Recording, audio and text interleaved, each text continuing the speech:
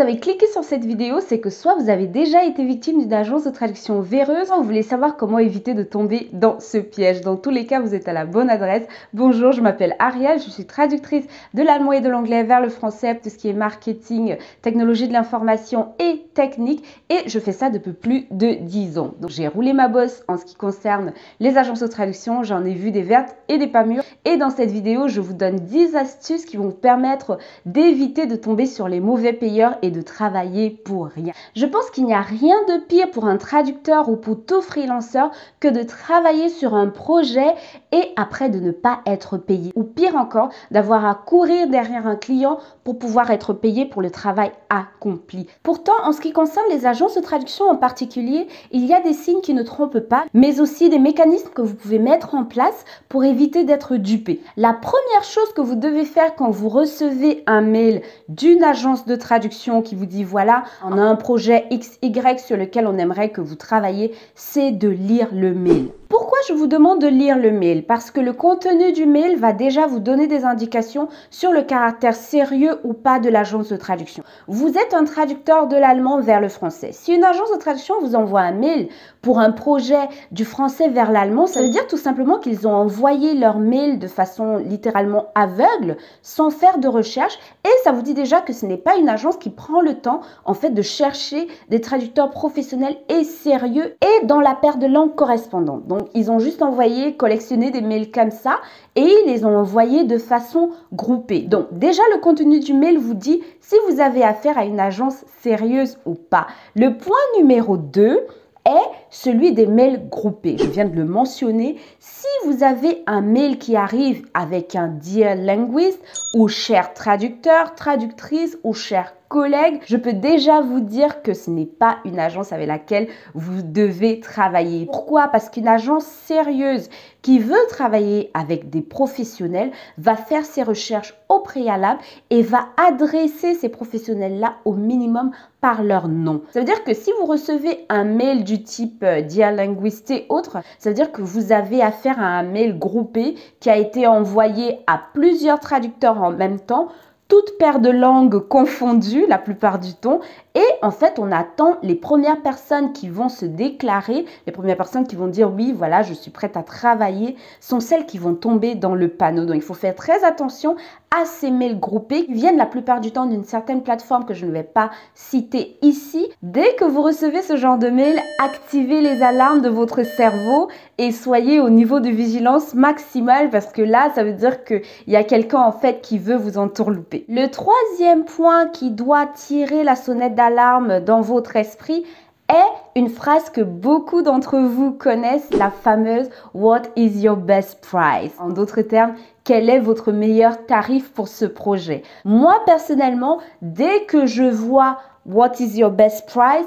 je supprime le mail, je ne prends même pas la peine de répondre parce que littéralement, c'est comme aller chez le médecin et lui dire oui, voilà, j'ai mal au pied, quel est votre meilleur tarif pour me soigner? Il n'y a personne qui fait ça. Donc en fait, il n'est pas normal qu'une personne vienne vous demander quel est votre meilleur prix pour un projet sur lequel la personne veut que vous travailliez. Donc, what is your best price devrait normalement pour tous les professionnels, pour tous les traducteurs, être la phrase qui fait que vous disiez, voilà, excusez-moi, mais je ne suis pas intéressée, je n'ai pas le temps, ou tout simplement de ne pas répondre aux mails. Parce que c'est comme une insulte en fait à la profession. What is your best price est un indicateur qu'on est face à un marchand de traduction, donc une personne qui cherche le prix le plus bas et qui ne fait pas attention à la qualité. Donc, what is your best price? Personnellement, je n'entrerai pas dans ce genre de discussion pour dire que oui, my best price is 5 cents or non. Donc, dès que quelqu'un vous demande what is your best price, ça veut dire en fait que la personne n'est pas sérieuse, l'agence n'est pas sérieuse. Ils vont essayer de vous faire travailler sur ce projet au prix le plus bas. Et personnellement, en tant que client, je ne travaille pas avec ce genre d'agence non plus. Ou si j'ai vent que l'agence avec laquelle je travaille demande à ses professionnels, à ses traducteurs, quel est leur meilleur prix, je ne travaillerai plus avec elle parce qu'en fait, elle ne met pas l'accent sur la qualité, mais sur les prix. Donc, what is your best price est un red flag et c'est un point sur lequel vous devez être intransigeant en ne marchande pas ses traductions, en ne marchande pas ses compétences. Donc, vous avez un tarif, vous leur dites « je n'ai pas de best price, voici le tarif avec lequel je travaille, si ça vous convient, on continue, sinon on s'arrête là. Pour l'amour du ciel, et là je m'adresse à mes jeunes collègues, à ceux qui viennent de débuter, ne tombez pas dans ce piège. N'essayez pas de vous vendre au plus bas en vous disant « Oh, mais si je lui dis 5 centimes, peut-être que ce sera suffisamment bas pour qu'il me confie le projet. » Vraiment, vous vous tirez vous-même dans le pied en faisant ça parce qu'en sous-vendant vos prestations, vous tirez votre profession vers le bas et vous tirez également vos collègues vers le bas. Donc, valorisez vos compétences, valorisez votre savoir-faire et ne vous sous-vendez pas. Ce genre de personne, en fait, elle va facturer le maximum au client et elle va essayer de chercher un traducteur, la plupart du temps débutant, qui va lui facturer le quart de ce qu'elle facture au client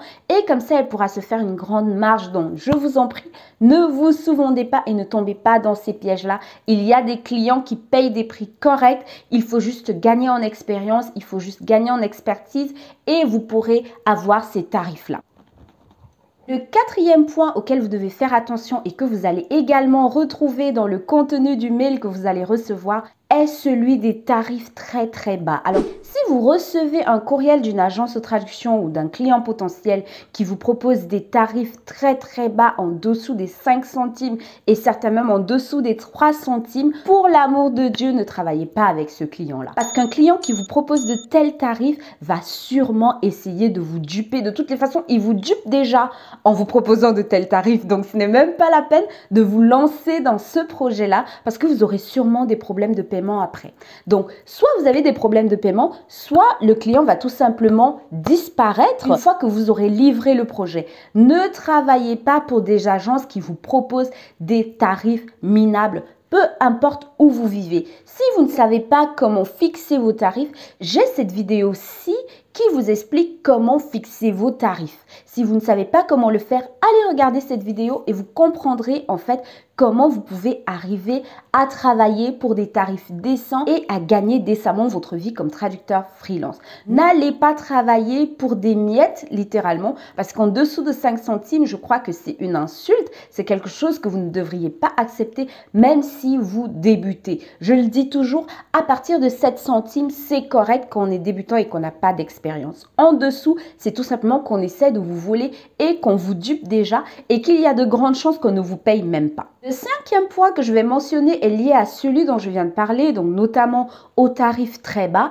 Et c'est celui où dans le contenu du mail qu'on vous envoie, on vous promet un volume de travail important si vous acceptez de travailler à des tarifs minables. Je pense que je peux affirmer ici que chaque traducteur indépendant a reçu ce type de mail où on vous dit oui, on a seulement 3 centimes le mot pour ce projet, on a un budget très restreint. Mais si vous acceptez de travailler à ce tarif-là, on vous promet des volumes de travail réguliers et c'est souvent très généreux. Hein. On va sur les 10 000 mots par semaine et tout, sur de longs mois, une longue collaboration et tout ça.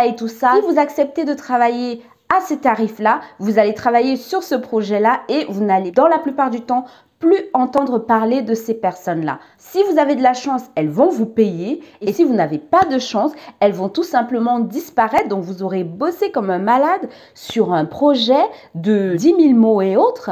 Travaillez vraiment pendant longtemps, vous rendez le projet et on ne vous paye pas et vous n'avez pas le travail régulier qu'on vous a promis. Donc, ne soyez pas naïfs. Quand on vous dit, oui, on vous promet que vous aurez du travail régulier, nanana, non.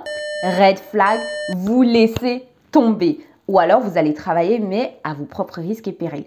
Avant de passer au point numéro 6, j'aimerais remercier ici l'une de mes abonnées qui est Priscille, qui va se reconnaître, qui m'a inspirée en fait pour faire cette vidéo. J'en profite pour vous demander à vous mes abonnés, on est déjà plus de 200 ici, j'y crois pas. Donc merci beaucoup à tous ceux qui sont abonnés, j'en profite pour vous dire de me laisser dans les commentaires ou de m'envoyer par mail en fait des sujets dont vous voulez que je parle sur cette chaîne. C'est une chaîne que j'ai créée pour vraiment partager mon expérience de traductrice avec vous, mais je ne peux pas penser à tout. Peut-être qu'il y a des sujets dont vous aimeriez que je parle sur la chaîne, n'hésitez pas à me le dire dans les commentaires ou alors à m'envoyer un mail si vous ne voulez pas laisser de commentaires pour me dire j'aimerais bien que tu parles de ceci ou cela, c'est très volontiers et je serai très contente de faire des vidéos à propos. Et si vous n'êtes pas encore abonné à ma chaîne et que vous regardez cette vidéo et que c'est une thématique qui vous intéresse, je vous invite à vous abonner.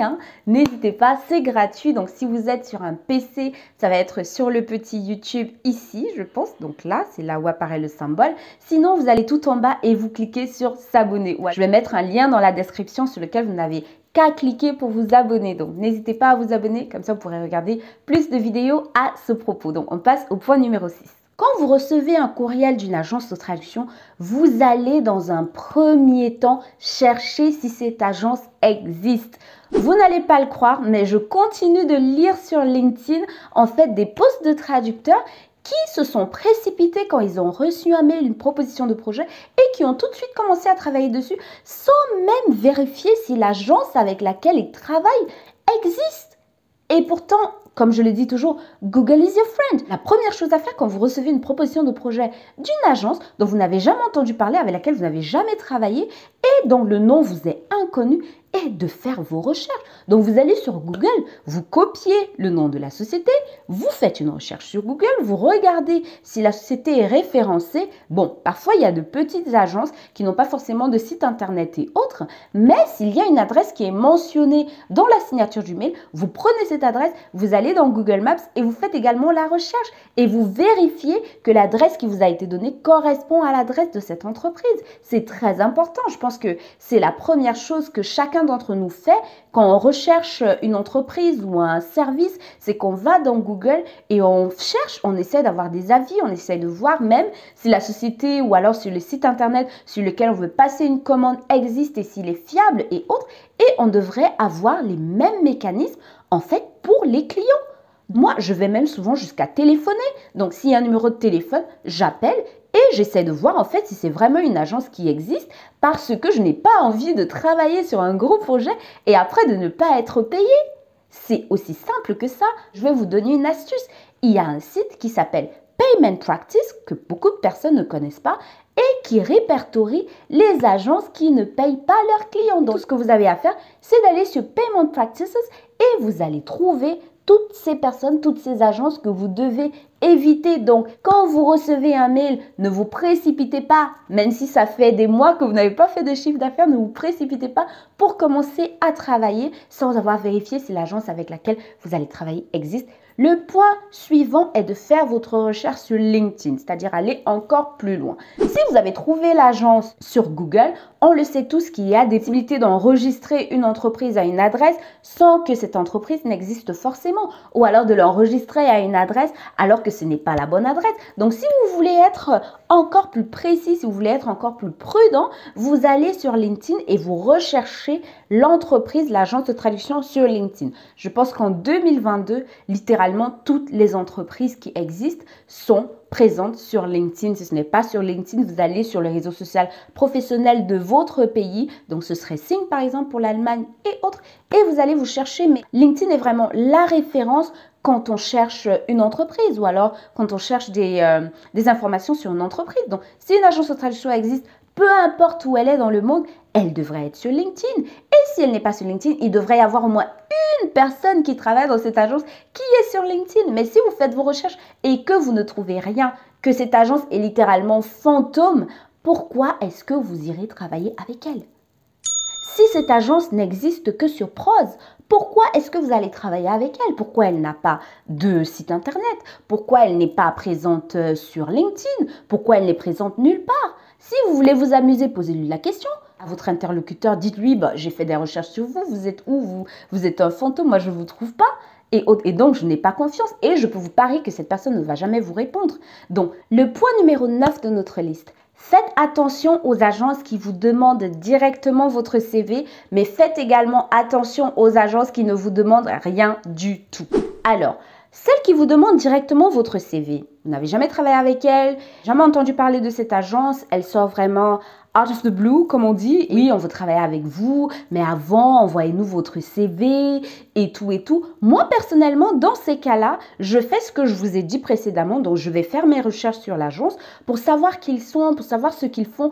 Et si j'ai pas un bon pressentiment, je n'envoie tout simplement pas mon CV parce que le vol d'identité est réel. C'est quelque chose qui existe et c'est quelque chose qui arrive à des traducteurs professionnels. Donc, faites très attention et ne soyez pas toujours prêt à dégainer votre CV quand on vous demande de le faire. Donc, ce que je fais souvent, c'est d'envoyer un lien vers mon profil LinkedIn en disant, voilà, toutes les informations dont vous avez besoin sont sur LinkedIn et si vous avez besoin d'informations supplémentaires, n'hésitez pas à revenir vers moi, en fait, pour me poser vos questions. Comme ça, vous évitez d'envoyer votre CV à un interlocuteur auquel vous n'avez jamais eu affaire auparavant. Faites attention à ça. Maintenant, l'autre partie, c'est une agence qui ne vous demande rien du tout. Imaginez, vous êtes chez vous, tranquille, et vous recevez un mail où on vous dit, voilà, oui, on recherche des personnes qui vont travailler sur ce projet. Donc, si vous êtes prêts, dites-nous et on vous envoie le document tout de suite.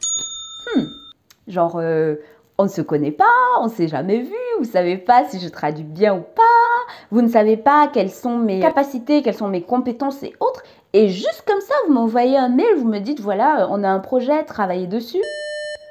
Bizarre, non? C'est très bizarre et vous devriez faire très attention à ce genre de personnes et à ce genre d'agence et à ce genre d'interlocuteur et à ce genre de mail. Quand vous recevez ce genre de mail où on vous dit tout de suite voilà le projet, voilà le document, vous pouvez commencer à travailler, on n'a pas parlé de tarifs, on n'a pas parlé de modalités de paiement, on n'a parlé de rien du tout, on n'a même pas parlé d'acompte ou de paiement avant livraison. Non, absolument non. Non, non, non, non. Et vous allez vous rendre compte que ce genre de personnes, en fait, ce genre de scam, on essaye de vous pousser au maximum à commencer à travailler tout de suite en vous disant « Oh, ne vous en faites pas, allez regarder sur telle plateforme, on a tel nombre de points ou alors on a tel nombre d'avis positifs. » Non, non, non, non, non. Ne vous laissez pas berner par ça. Si vous avez une demande d'une agence avec laquelle vous n'avez jamais travaillé ou d'un client avec lequel vous n'avez jamais travaillé, vous demandez un acompte ou vous demandez à être payé avant la livraison. N'ayez pas peur que le projet vous passe sous le nez parce que ce qui peut vous passer sous le nez, en fait, c'est tout simplement d'être scammé. Donc, ne travaillez pas avant d'être sûr que vous avez parlé des modalités de paiement, que vous vous êtes assuré que cette agence de traduction existe ou que ce client existe. Ce sont des choses qui vont vous éviter de travailler pour rien. Enfin, pour le dernier point, je vais vous dire que si c'est trop beau pour être vrai, c'est que c'est sûrement trop beau pour être vrai. Sans blague. J'ai par exemple reçu un mail un jour, il n'y a pas très longtemps d'ailleurs, je pense qu'il y a 2 mois que je l'ai reçu. Et c'était un professeur apparemment qui disait qu'il voulait faire traduire un livre de l'anglais vers le français, un livre qu'il avait écrit avec un collègue. Ce mail m'est adressé à moi. Donc ce n'était pas un mail générique, ce n'était pas un mail groupé. Je vais sur LinkedIn, je trouve le professeur en question, je trouve le co-auteur en question. Mais je ne sais pas, il y avait quelque chose qui était louche à propos de ce mail. La chose qui était louche, c'est que je me suis dit que moi, professeur HEC, qui veut faire traduire mon livre, je ne vais pas forcément faire appel à un traducteur freelance. Je vais sûrement faire appel à une agence de traduction pour m'assurer de la qualité du travail. Donc, je ne vais même pas répondre parce que j'ai l'impression que c'est une tentative de phishing. Donc, j'ai laissé tomber, je n'ai pas répondu du tout. Si vous êtes un collègue traducteur et que vous avez reçu le même mail que moi, s'il vous plaît, dites-le moi dans les commentaires. Je ne peux pas être la seule qu'on a essayé de duper avec ce mail, juste pour vous dire que effectivement, si ça a l'air d'être trop beau pour être vrai, c'est que c'est trop beau pour être vrai. Essayez de faire vos recherches, fiez-vous à votre instinct et je vous promets que vous allez passer à côté de mauvaises surprises. Donc, surtout si vous débutez, ne vous laissez pas avoir. Il y a des agences qui ciblent les débutants parce qu'ils savent que ce sont des personnes qui recherchent du travail, qui cherchent à travailler, qui cherchent à gagner en expérience. Le fait d'être débutant ne signifie pas que vous devez vous faire exploiter. Soyez très vigilants sur Internet. Surtout, faites attention à qui vous envoyez vos CV. Faites attention à qui vous envoyez toutes vos informations parce que le vol d'identité est réel. Je vous laisse une vidéo ici qui vous explique comment j'ai survécu à ma première année comme traductrice freelance. Je vous invite à la regarder. Moi, je vous dis portez-vous bien. À très bientôt. Au revoir.